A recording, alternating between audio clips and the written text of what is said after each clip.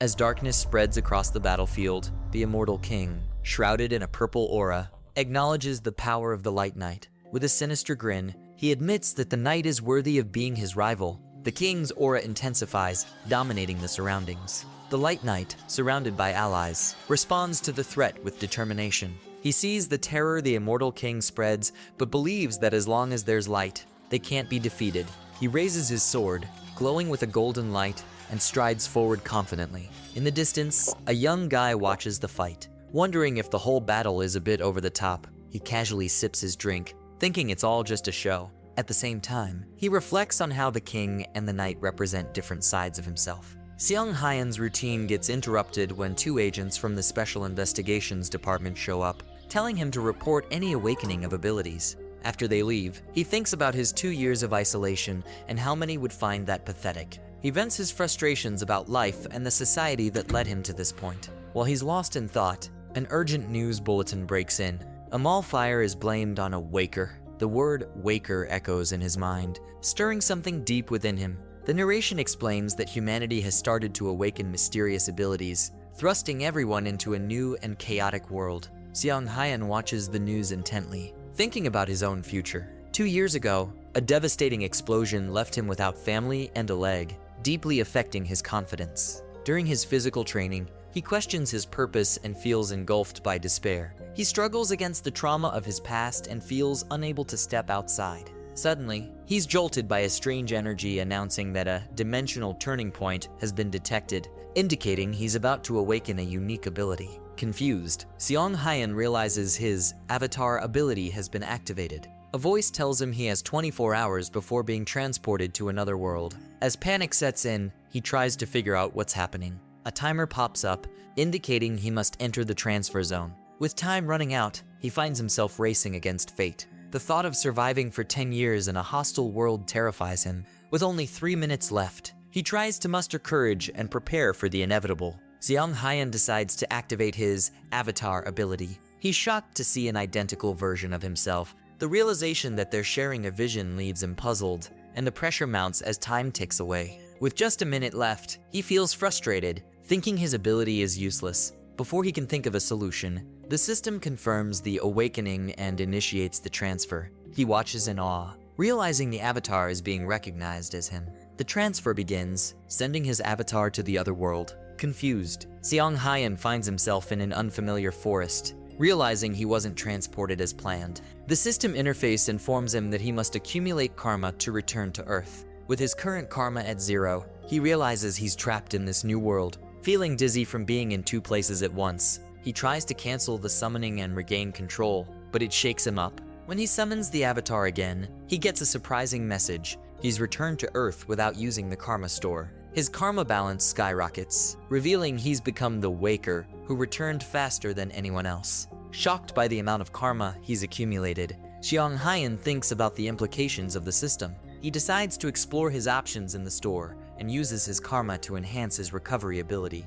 To his surprise, he notices his injury healing. With this new skill, Seong Hyan envisions a different future, now stronger and ready to face the challenges ahead. After fully healing his leg injury using his karma points, the protagonist faces a new decision. With a significant amount of karma left, he considers where to invest his points. The system interface shows 3 options. Enhance existing skill, costs 300,000 karma points, strengthening existing abilities. Improve status, allows him to see which attributes can be boosted. He ponders the possibilities, wondering how enhancing his avatar ability would impact him.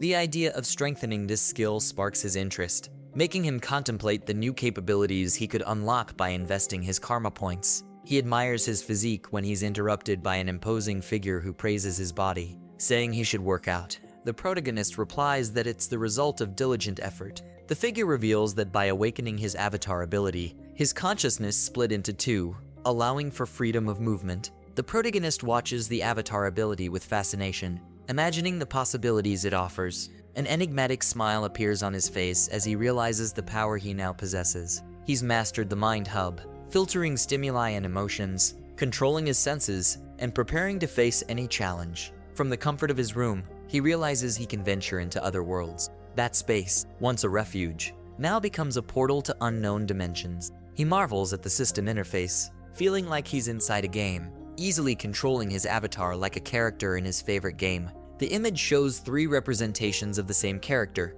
suggesting he can now multiply or create copies of himself. This enhances his abilities and opens new strategic possibilities. He wonders if his avatars will increase in number as he evolves. To get organized, he decides to name his avatars, starting with Hans, who has a mana affinity. Next, he names the second avatar Heinz, who stands out for his durability. The creator watches his avatars with anticipation, ready to face whatever challenges come their way. After a year of confinement, the thought of stepping out is exhilarating. With Hans and Heinz by his side, he takes the first step into the unknown.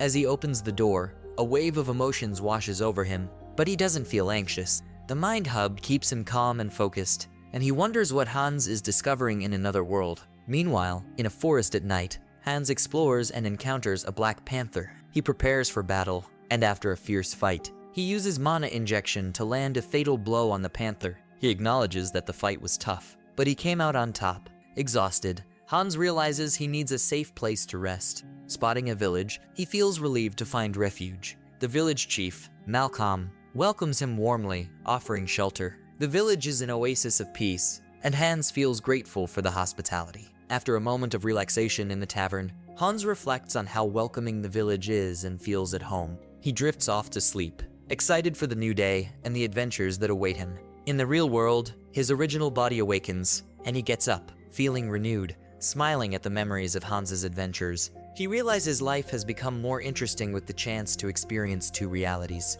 As he relaxes, he thinks about Heinz, who must be pushing himself in intense training. He hopes his avatars will be ready for future challenges and decides to investigate more about the new world. However, a strange feeling interrupts his thoughts. An alert on the screen reads, "Avatar dead," informing him that Hans has died. He feels shocked and sad, wondering what to do next. The computer screen shows an alert that the avatar Hans has died, and all his data has been reset. The protagonist, in shock and sorrow, remembers Malcolm, the village chief, and questions whether he might have slipped something into the drink they shared at the tavern. Malcolm's hospitality, once comforting, now feels like a trap, leading him to wonder if it was all a plot to lure Hans to his death. Feeling betrayed and deceived, he's consumed by rage. The loss of Hans transforms him, and he's determined to find a way back to the world and seek justice. From that moment on, his journey gains a new purpose: revenge. I was too careless in an unknown place. Guilt hits him, mingling with sadness and anger. He realizes he let his guard down, ignoring the dangers that might have been lurking. A new, strange feeling washes over him. He focuses on understanding what's happening inside him. Is it a consequence of Hans's death? A reaction to his pain? This change excites him, making him believe that perhaps Hans's death has awakened something new and powerful within him. He realizes he's reconnected with a new avatar. Meanwhile, elsewhere, 2 men discuss Hans's death. One, with red hair, expresses disappointment, while the older one reflects on what should have been useful. The protagonist, powerless, watches the scene from a distance, determined to uncover the mystery behind Hans's death. He's set on finding out who is responsible and what they intend. The death of his avatar fuels his unwavering resolve. He won't rest until the truth comes to light. This power feels familiar. The skeleton, now under his control, senses a strange energy emanating from the necromancers. He realizes his magical affinity might give him the ability to understand and perhaps even manipulate the necromancer's magic. The new ability to control other undead emerges as an opportunity. After a week of trying, the skeleton finally masters his new skill, becoming a leader for the undead. The village, once a symbol of tragedy, turns into a symbol of resistance under his command. The final battle approaches. He prepares to confront the necromancers and free those who were imprisoned. With Alfred, his new companion, the skeleton becomes a force to be reckoned with, driven by the determination to avenge Hans and all the others. However, the violence and cruelty of the necromancers escalate. One necromancer, in a sadistic act, rips the tongue out of the tavern man, igniting the skeleton's fury. He won't just fight for the freedom of the undead, he'll also fight for justice and revenge. The final battle is about to unfold, and the skeleton is ready to face his enemies with all his might. A cruel man, with a sadistic smile, taunts a victim unable to speak after having his tongue ripped out. He complains about the lack of fun, reminiscing about how hunting villagers was more interesting. Sarcastically, he remarks that the victim might now be with his wife in the afterlife. Suddenly, a distorted figure appears, surprising the villain. In a swift motion, The new character creates a magic circle, silencing him before he can react. The vengeful spirit of the victims, led by a skeleton with blue flames in its eyes, declares that the revenge has only just begun. Meanwhile, a desperate young man pleads with the village guards, searching for his younger brother. The guards, cautious, argue that his brother might have already left. Determined, the young man requests to speak with the village chief. The village chief appears, questioning the confusion. He calls the guards and the young man's attention, taking responsibility for the situation. The young man reveals he's searching for his twin brother, Hans. The protagonist, using his body control ability, sneaks into the scene, taking advantage of the distraction caused by Heinz. Observing the chaos from a distance, he plans his next steps. Meanwhile, he comes across the fragment of the Immortal King, a powerful source of purple energy. Holding it, he feels the power intensifying. Though frustrated with the energy quality around him, he decides to absorb the dark energies, comparing them to junk food, determined to strengthen himself. Suddenly, a creature of dark energy attacks. The village guards order its death, but it vanishes, confusing them. Dealing with the emotional pressure of the fragment becomes an intense struggle, pushing him to the edge of sanity. As he absorbs the power, he evolves into a demolic, further amplifying his potential. A subordinate of a villain rushes to investigate the fragment situation, but is attacked by creatures.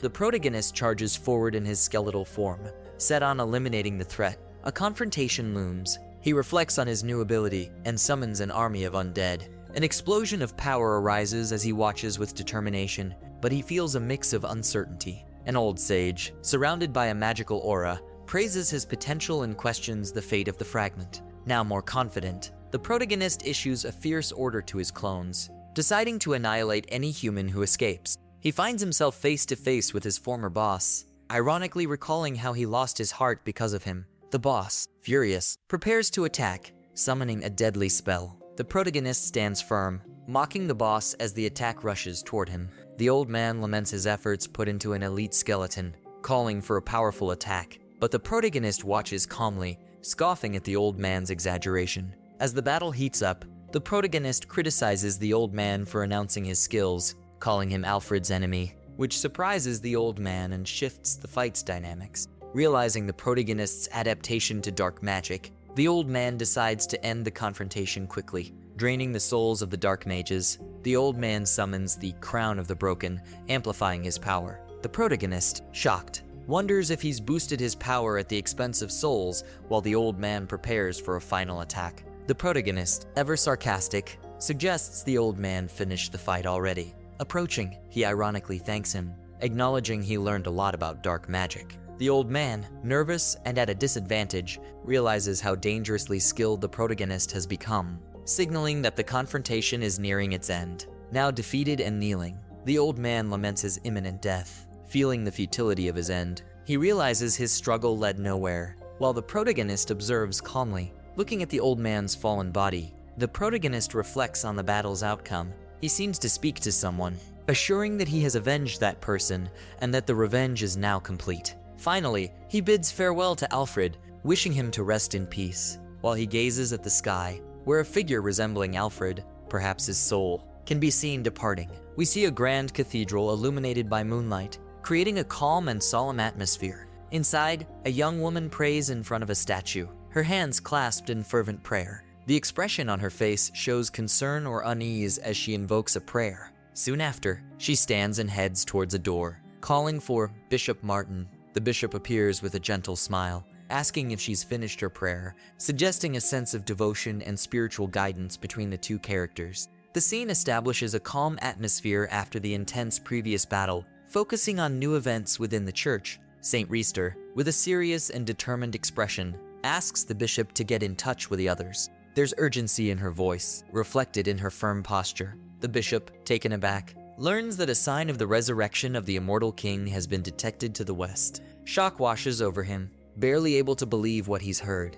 Immediately, the bishop agrees to call a meeting, hurrying off to gather everyone. Mentioning the Immortal King brings a tense and anticipatory atmosphere, hinting that something significant is about to happen. Reister, for her part, remains calm, aware of the situation's gravity. Saint Reister reflects on the seriousness of the situation as she walks through the cathedral. She worries about the impact of the Immortal King's resurrection, which plunged the continent into terror hundreds of years ago. The memory of the chaos he caused seems to haunt her. Determined, she tells herself that she won't let this happen again. The look on her face shows her firm resolve, indicating she's ready to do whatever it takes to prevent this threat from returning and protect the continent from the same terrifying fate. The protagonist surveys the remains of the undead around him, commenting on the extensive damage caused. He acknowledges that while there were hundreds of undead, nearly all have been destroyed. Yet, he doesn't seem too worried. With a pragmatic and even somewhat cheerful attitude, he reflects that being a necromancer means the fun part is using the fallen bodies to replenish his troops,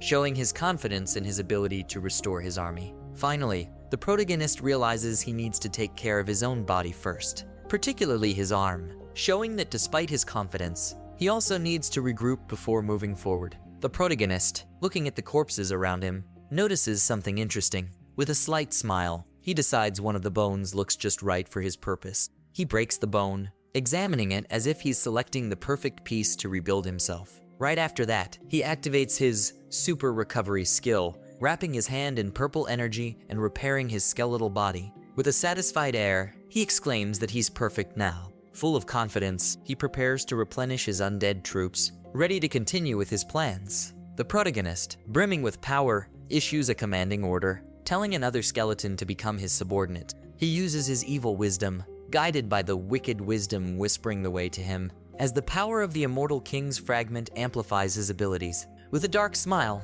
he starts to taint the remaining magical energy in the other skeleton's body. His goal is to erase any lingering thoughts, turning the body into an obedient tool, stripped of its own will. The domination process is complete when the skeleton's body disintegrates, ready to serve under the protagonist's absolute control. He tries again to use his necromancer powers to control a skeleton, but notices something isn't working as expected. With a surprised expression, he admits it didn't work but quickly adapts to the situation. After several attempts, he starts to grasp the process better. Feeling more confident, he decides to test his new abilities on a fallen opponent. As he contemplates what to do, he wonders if he should turn the enemy into an undead with a soul to extract information. The scene shows the protagonist perfecting his skills and planning his next moves with a calculating air. While trying to manipulate the old man's body, the protagonist notices something strange. Surprised, he discovers that the man has no soul. Upon closer investigation, he sees that the soul was artificially extracted through a magic circle, likely as a security measure. He reflects on the scale of the operation and thinks it'd be strange if there weren't such measures in place, given the level of preparation. However, for him, this isn't a major obstacle. He comments that even without a soul, the body can still be useful for his purposes, revealing his pragmatic attitude and mastery of necromantic arts. Satisfied with the body he has, the protagonist decides to transform it into a high-level undead, with self-awareness and impressive combat skills. He begins to corrupt the remaining magical energy in the body while gathering Malcolm's fragments of thought and planting a new ego in the creature. The result is a powerful necromantic servant, who emerges with a threatening gaze and the appearance of a death wizard. The newly created servant kneels before the protagonist, ready to obey, saying he awaits his orders, thus sealing his loyalty and role in future battles. The protagonist, surprised and pleased, observes that the new servant not only has self-awareness, but can also speak. He names him Malcolm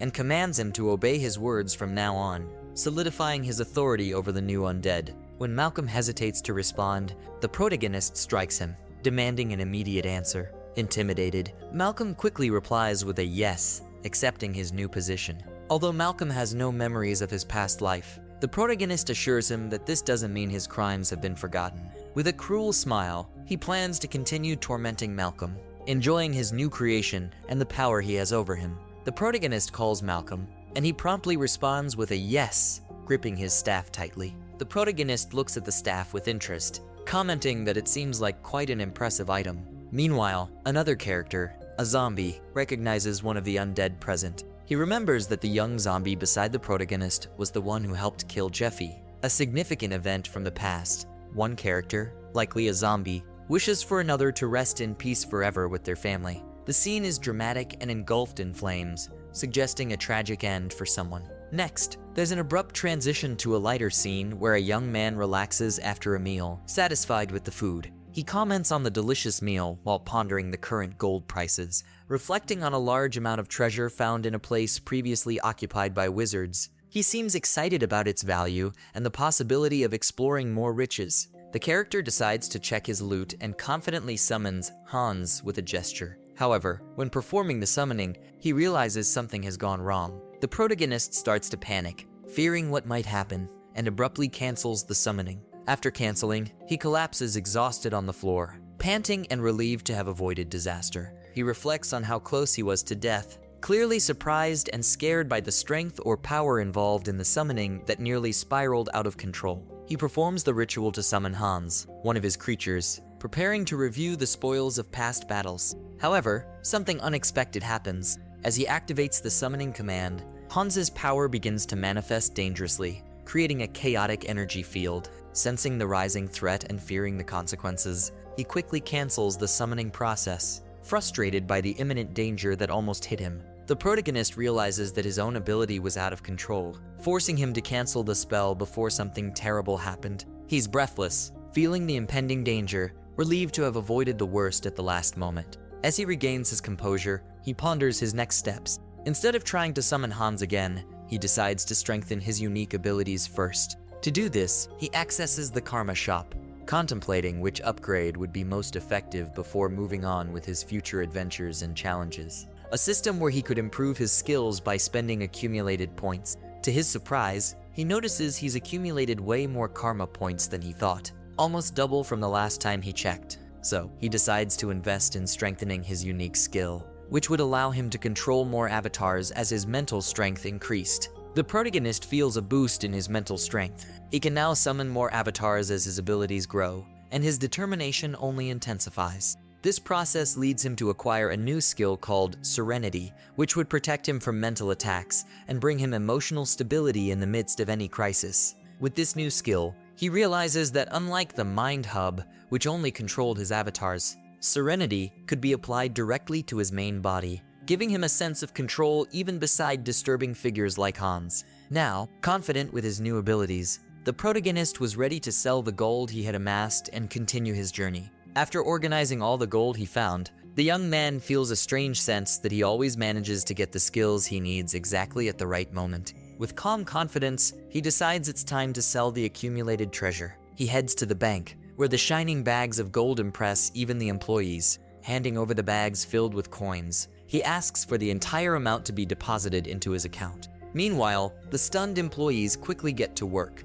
unable to hide their surprise at the amount of gold that has been delivered. With a friendly smile, the protagonist thanks the others and encourages them to keep working well. Internally, he reveals that he has hidden a powerful being in the shadows, using dark magic as a precaution for emergencies. He's always ready to summon it, showing his strategic and cautious nature despite his outwardly calm demeanor. Initially relaxed, the protagonist mutters to himself that his worries seemed unnecessary. However, soon after, the situation changes, and a threatening being a large werewolf appears next to a masked thief.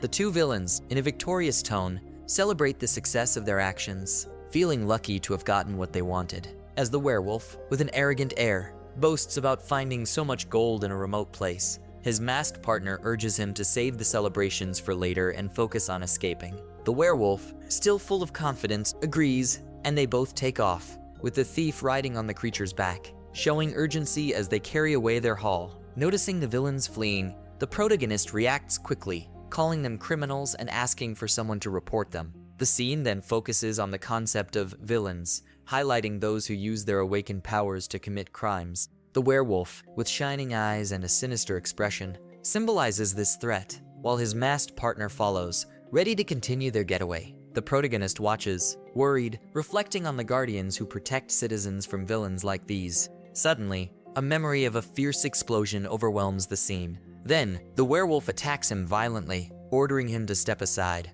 The protagonist feels the impact, but even shaken, he thinks to himself that the guardians will probably track the villains down and capture them, holding on to hope that justice will be served despite the dangerous situation. In a state of shock and despair, the protagonist finds himself unable to act. He feels powerless to stop the villains, trapped in his own impotence. Meanwhile, the werewolf and his partner continue their escape, confident that everything is going according to plan. They know they have plenty of time before the guardians can arrive, taking every second to distance themselves and secure their temporary victory. As the werewolf and his accomplice keep running, The masked one mentions that they need to join someone named Portal. Suddenly, the werewolf realizes that this person is right ahead. He desperately calls out for Portal, trying to bring her to her senses and find out what happened to her. However, the accomplice draws the werewolf's attention in another direction, indicating that something important is about to happen. Spotting a skeletal and frightening figure approaching, the werewolf, suspicious,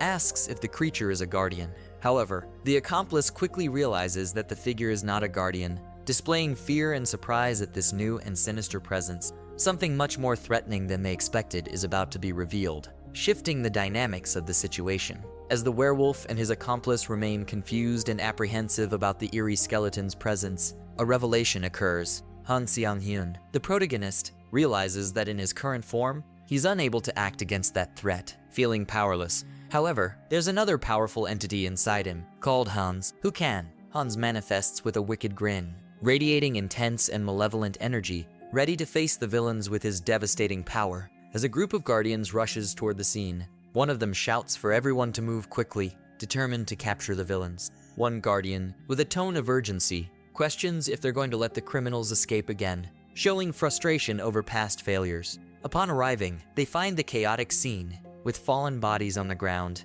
and wonder what happened, visibly concerned about the situation's gravity. The guardians discover that someone fought the villains and then vanished. One of the villains, still conscious, comments that the battle happened not long ago, suggesting the combatant must be nearby. Immediately, one of the guardians orders everyone to search the area. Meanwhile, a mysterious shadow begins to move quickly across the ground, escaping the guardian's sight, suggesting that the unknown combatant might be trying to hide or make a strategic retreat before being discovered. After the intense battle, the protagonist stretches and comments on how invigorating the experience was. As he walks calmly, he reflects that relieving stress from time to time might be a good idea. The scene then reveals Heinz, Han Seong-hyun's second avatar, whose main characteristic is durability, suggesting he's a resilient and strong personality, ready to tackle new challenges. Heinz, looking at the large stone gate before him, feels accomplished for finally reaching his desired location. He reflects on the journey and recalls that Malcolm,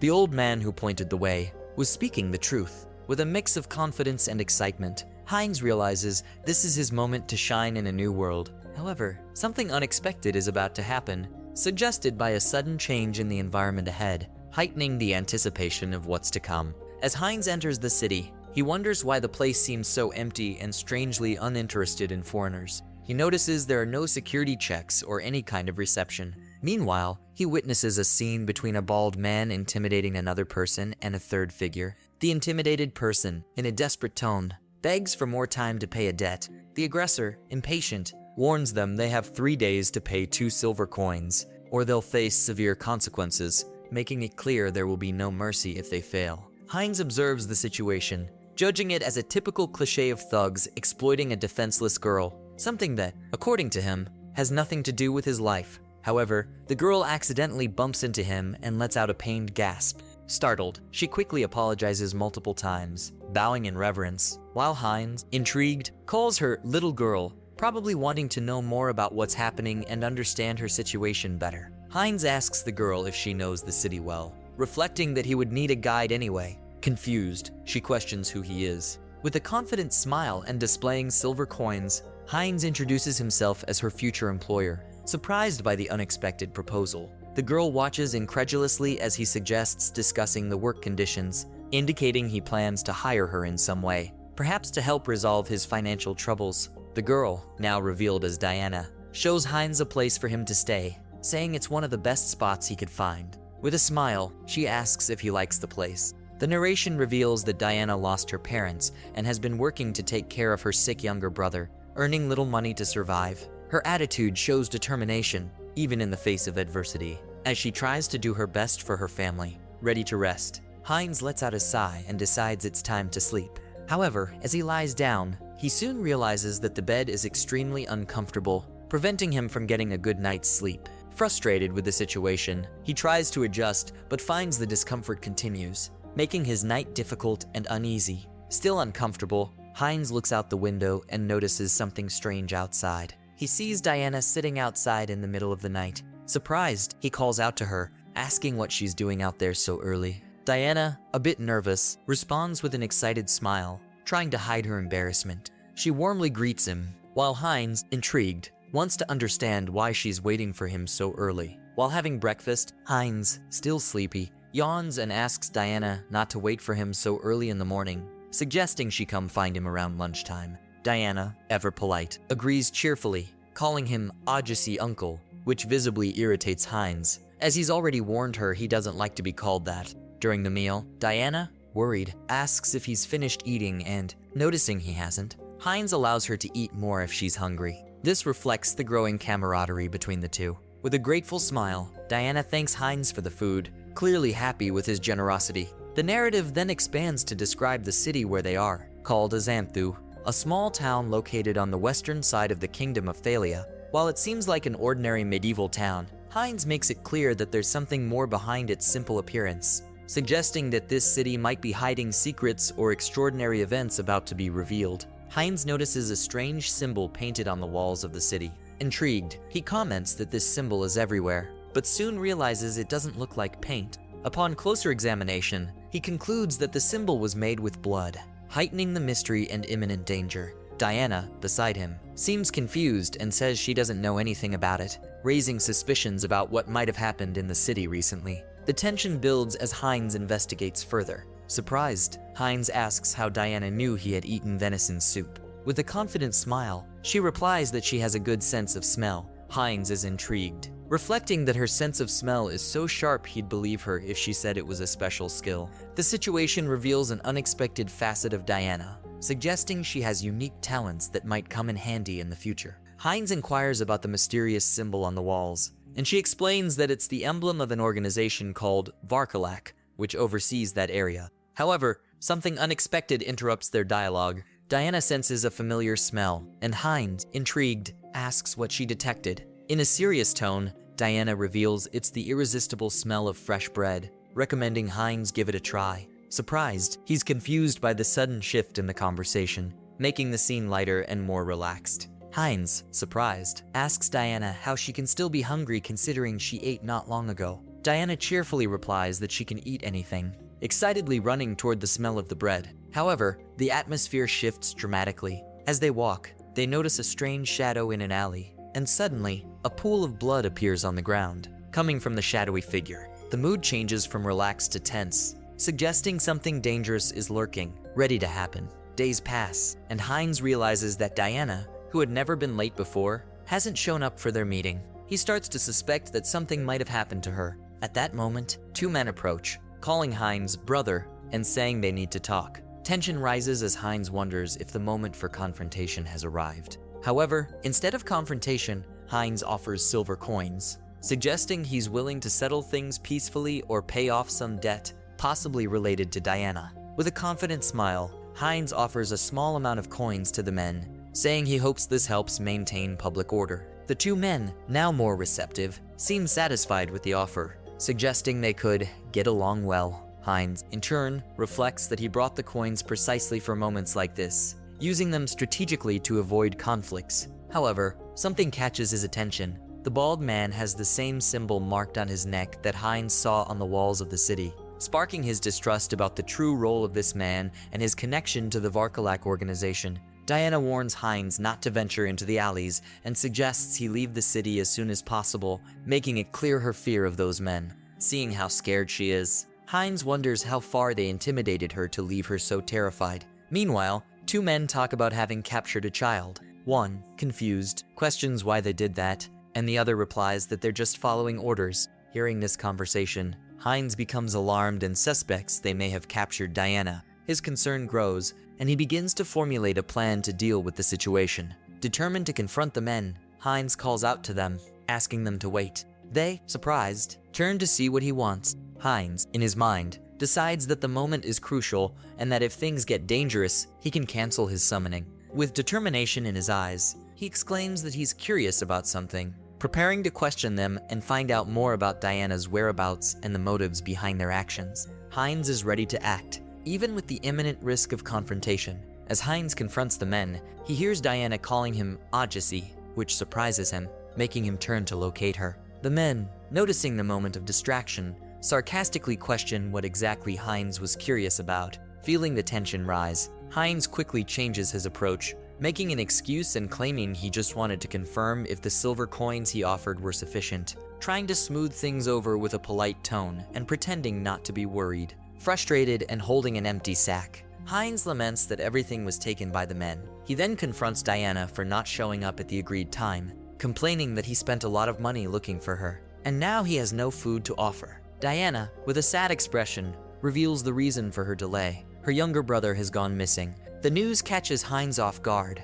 and the gravity of the situation shifts the focus of the conversation, bringing forth a new concern. With tears in her eyes, Diana explains that her brother had been getting better recently, thanks to the food Heinz had been providing. However, now she couldn't find him anywhere, leaving her desperate. Meanwhile, Heinz starts to connect the dots. Overhearing the conversation of two men discussing having captured a child, he suspects that the boy they're talking about might be Diana's brother, making him more alert and worried about the child's whereabouts. Diana is concerned because he had recently recovered his health. At the same time, the protagonist starts to piece together clues about an organization called Varkalak, which seems to be involved in sinister activities, including the abduction of children. He tries to reassure the girl, saying that if there's a ransom demand, he'll pay it on her behalf. Demonstrating concern and becoming even more involved in the situation, the protagonist tries to understand the seriousness of the situation and prepare a plan to rescue Aaron, Diana's younger brother. Before it's too late, he can investigate the Varkalak organization further, discover where the vampires keep their victims, and possibly form unexpected alliances to confront this threat. Time is running out, and he'll have to act quickly to save Aaron and prevent others from suffering the same fate at the hands of the vampires.